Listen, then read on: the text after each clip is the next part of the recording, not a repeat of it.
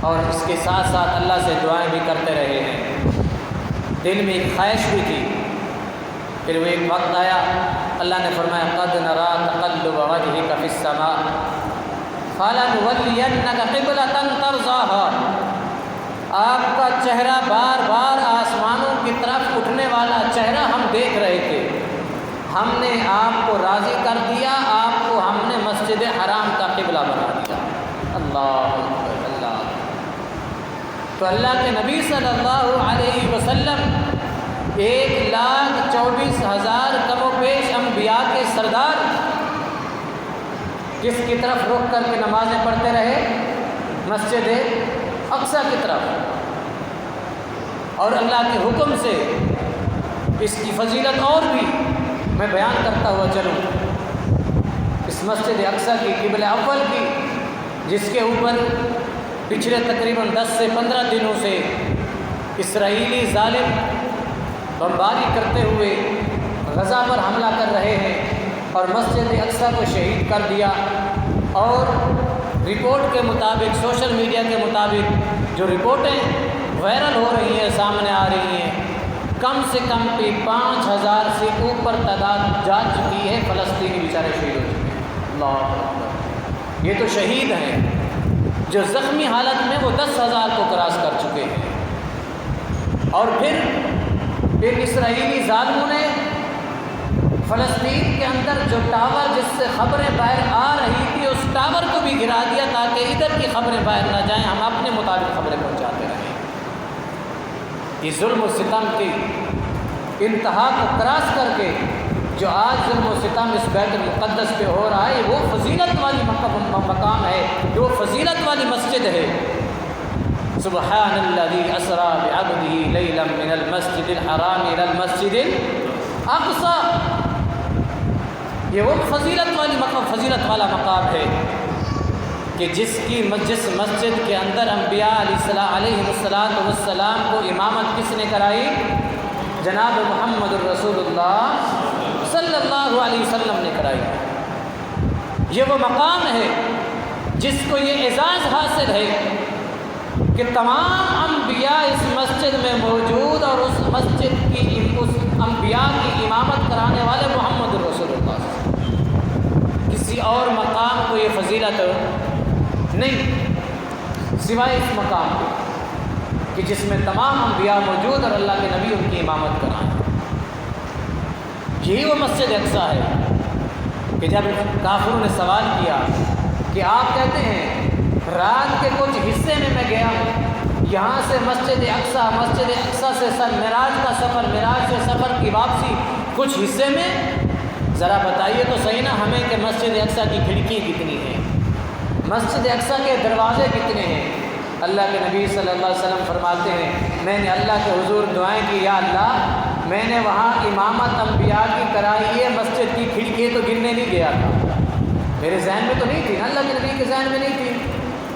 اللہ سے دعا کی، اللہ کے نبی فرماتے ہیں میرے سامنے مسجد اقصیٰ کو کر دیا گیا، وہ بولتے گئے، میں دیکھتا گیا اور بتاتا چلا گیا۔ اللہ اکبر، یہ وہ مسجد اقصیٰ ہے۔ پھر اس کا تاریخی پس منظر دیکھیں، فضیلت بہت ہے، آیات بہت ہیں، مقام بہت ہیں۔ جس طرح کہ مسجد اقصیٰ پرسکون جگہ ہے، وَجَعَلْنَا ابْنَ مَرْيَمَ وَأُمَّهُ آیَةً وَآوَيْنَاهُمَا إِلَىٰ رَبْوَةٍ ذَاتِ قَرَارٍ وَمَعِينٍ۔ سورہ مومنون آیت نمبر 50 میں اللہ تبارک و تعالیٰ حضرت مریم علیہ السلام اور حضرت عیسیٰ علیہ السلام کا ذکر کرتے ہوئے ان کے متعلق فرماتے ہیں کہ ہم نے ان کو سرزمین شام میں بھیج کر سکون عطا فرمایا۔ یہ بہت ساری فضیلتیں مسجد اقصیٰ کی اور اس سرزمین کی فضیلتیں ہیں۔ میں مختصر اس کو لے کے چلوں کہ یہ امن والی جگہ بھی، یہ انبیاء کے مبعوث ہونے والی جگہ بھی، یہ وہ مقام جہاں انبیاء کی جماعت بھی ہوئی، یہ وہ مقام جو پرسکون مقام ہے، یہ وہ مسجد اقصیٰ ہے۔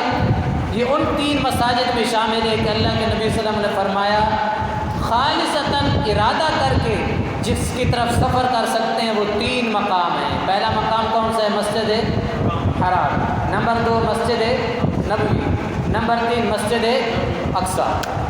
اللہ اکبر۔ تو معلوم ہوا کہ خاص طور پر خالص نیت سے ہجرت کر کے ان 3 مقامات کے علاوہ کسی مقام کی طرف ہجرت کر کے ثواب کی نیت سے جانا جائز نہیں۔ یہ 3 مقام ہیں اور 3 مقاموں میں ایک مقام مسجد اقصیٰ کا ہے۔ اللہ اکبر۔ بہرحال ہم اس کو آگے لے کے چلیں۔ فضائل میں نے کہا بہت ہیں، مقام بہت ہیں، ہم مختصر آپ کے سامنے بیان کر کے آگے لے کے چلتے ہیں۔ اس کا تاریخی پس منظر دیکھا جائے کہ اس کا تاریخی پس منظر کیا ہے، اس کے اوپر زیادہ حکومت کس کی رہی، اور آج بھی اگر محاسبہ کیا جائے تو حکومت کس کی بنتی ہے، یہ محاسبہ میں آخری 2-4 منٹوں میں بتاؤں گا۔ تاریخی پس منظر میں آپ کے سامنے اس کا رکھوں، کس کا تاریخی پس منظر؟ خلفائے راشدین کی حکومت میں حضرت عمر فاروق رضی اللہ تعالی عنہ نے 550 سال اس سرزمین فلسطین کی حکومت کی ہے۔ کتنا؟ 550 سال۔ اور اس دوران کم از کم 4 مرتبہ ملک شام میں تشریف لائے، اور خود یہودیوں نے آ کر، عیسائیوں نے آ کر خود حضرت عمر فاروق رضی اللہ تعالی عنہ کے ہاتھ چابی بھی حوالے کی اور آ کر سلو بھی کی۔ 550 سال حکومت کس کی رہی؟ مسلمانوں۔ کس کی رہی؟ مسلمانوں کی رہی۔ اور پھر 11 ہجری صدی سے لے کر، ہجری صدی سے لے کر اور 13ویں صدی تک، اس دوران پھر یہ اپنے فتنہ گر اجاگر ہوئے، اور انہوں نے پھر آ کر مسلمانوں کے اوپر ظلم و ستم کرتے رہے، اور پھر یہ حکومت ان اسرائیلیوں کے، یہودیوں کے پاس چلی گئی۔ پھر بھی زیادہ دیر نہیں جما پائے، 90 سال انہوں نے حکومت کی۔ کتنا؟ 90 سال انہوں نے سرزمین فلسطین پر حکومت کی۔ پھر اللہ تبارک و تعالی نے سلطان صلاح الدین ایوبی جیسی شخصیت پیدا فرمائی۔ اللہ کام لینے پہ آئے۔ اللہ اکبر۔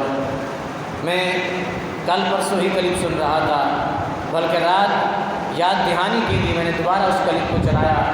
پروفیسر فضیلت الشیخ حماد نقوی حافظہ اللہ کا کلپ میں سن رہا تھا۔ وہ درس قرآن ارشاد فرما رہے تھے کہ ابھی نماز میں قاری صاحب نے سورہ فیل کی تلاوت کی، اور میں پیچھے نماز پڑھتے ہوئے مجھے پوری مسجد اقصیٰ کا نقشہ سامنے آیا۔ میں نے سوچا یا اللہ، جس طرح تیرے بیت اللہ پہ حملہ کرنے کے لیے ابرا آیا تھا، کس کا لشکر لے کے آیا تھا؟ سورہ فیل تو یاد ہے نا؟ اس وقت کا سب سے بڑا لشکر ہاتھیوں کا لشکر لے کے آیا۔ یا اللہ، اس وقت اس ہاتھی کے لشکر، ہاتھیوں کے لشکر کا مقابلہ کرنے کے لیے کوئی گرنیڈ نہیں آئے، کوئی توپیں نہیں چلائی گئیں، کوئی کلاشن کوفیں نہیں چلائی گئیں، کوئی منجنیقیں نہیں چلائی گئیں۔ یا اللہ، پرندے چھوٹے تھے، حکم آپ کا تھا، پتھر چھوٹے تھے جو منجنیق سے بھی کام زیادہ لے گئے، جو کلاشن کوف سے بھی بڑا کام کر گئے۔ طیرن ابابیل، چھوٹے چھوٹے ابابیل پرندے، یا اللہ حکم تیرا تھا، پتھر انہوں نے اٹھائے، مارے انہوں نے، پھینکے انہوں نے، ان پتھروں کو ایٹم بم بنانا تیرا کام تھا۔ فجعلہم کعصف مأکول، یا اللہ وہ لشکر لے کر آنے والا ابرا فجعلہم کعصف مأکول، چوزے کی طرح بن گیا۔ کس کی طرح بن گیا؟ پورا لشکر تباہ ہو گیا، سب کچھ ختم ہو گیا۔ یا اللہ، آج بھی ابابیل بھیج دے، آج بھی ابابیل بھیج دے، کہ جس سلطنت کے اوپر حکومت مسلمانوں کی چلتی رہی، مسلمانوں نے حکومت کی، اور پھر سلطان صلاح الدین ایوبی، اللہ تبارک و تعالی نے اس جیسے شخص کو مبعوث کر کے بھیجا ان کو، اور ان سے کام لیا، جنہوں نے 750 سال حکومت سرزمین فلسطین کی۔ کتنا؟ اللہ اکبر۔ بچا کیا بچا؟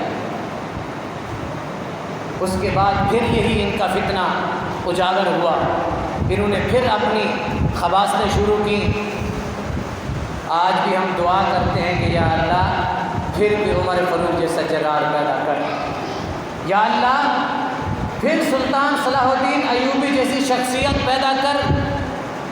یا اللہ اس وقت بڑا ظلم ہو رہا ہے، سرزمین فلسطین پہ بڑا ظلم ہو رہا ہے، یا اللہ آج بھی ابابیل کا لشکر بھیج دے، کیونکہ مسلمانوں کی غیرت تو مر چکی ہے، مسلمان تو غیرت کے لحاظ سے ڈوب چکے ہیں، ان کو تو حیا اور شرم نہیں۔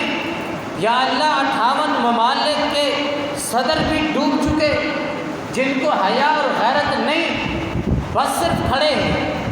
صرف میں اپنے آپ کو بھی ساتھ کہہ رہا ہوں، آپ کو بھی شامل کر رہا ہوں۔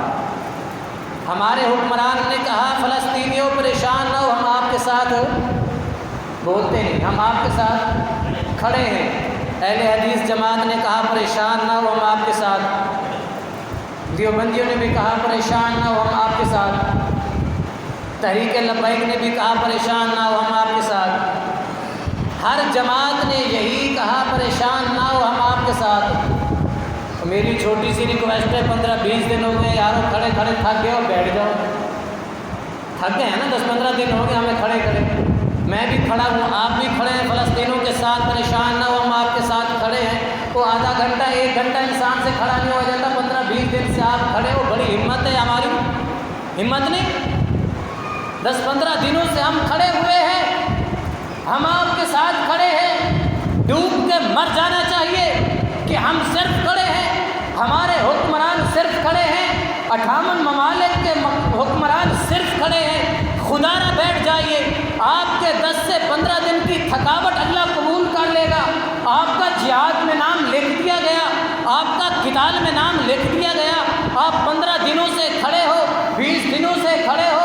برما میں ظلم ہوا تو ہم کھڑے ہیں، کشمیر میں ظلم ہوا تو ہم کھڑے ہیں، فلسطین میں ظلم ہو تو ہم کھڑے ہیں، افغانستان پہ ظلم ہو تو ہم کھڑے ہیں۔ خدا نہ بیٹھ جاؤ یا لیٹ جاؤ، جگائیے اپنے آپ کو۔ اگر صرف اسرائیل کے پڑوسی ممالک کا محاسبہ کیا جائے، ہم تو دور کی بات ہے، پاکستان تو دور کی بات ہے۔ میں اس تحریر کو لکھ کے اس لیے لایا ہوں تاکہ ثبوت بھی موجود ہو، بات کرنے میں پریشانی نہ ہو۔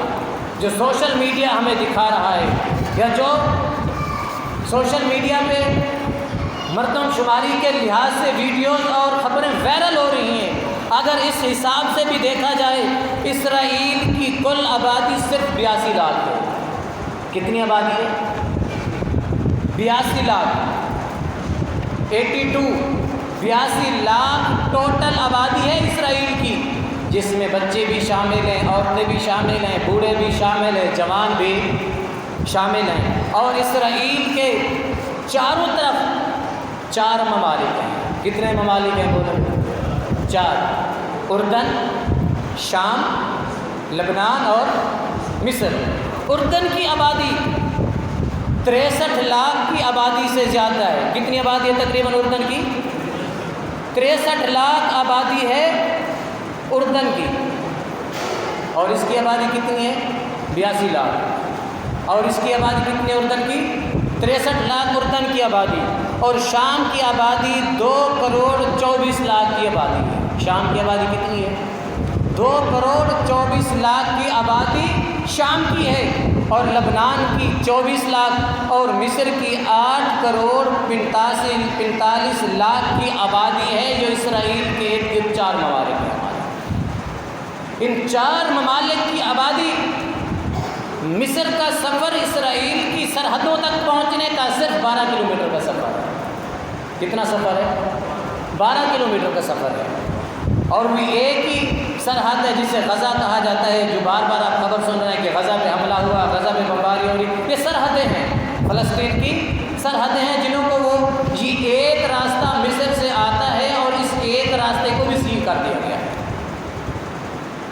اب اگر ان 4 ممالک کی آبادیوں سے مسلمان کی آبادی نوٹ کی جائے، اسرائیل کی آبادی کتنی ہے؟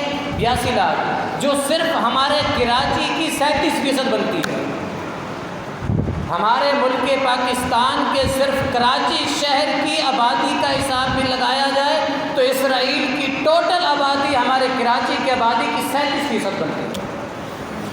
ہمارے کراچی کی آبادی کتنی ہے؟ اس کے 37% یہ حصہ بنتا ہے اسرائیل کی آبادی کا۔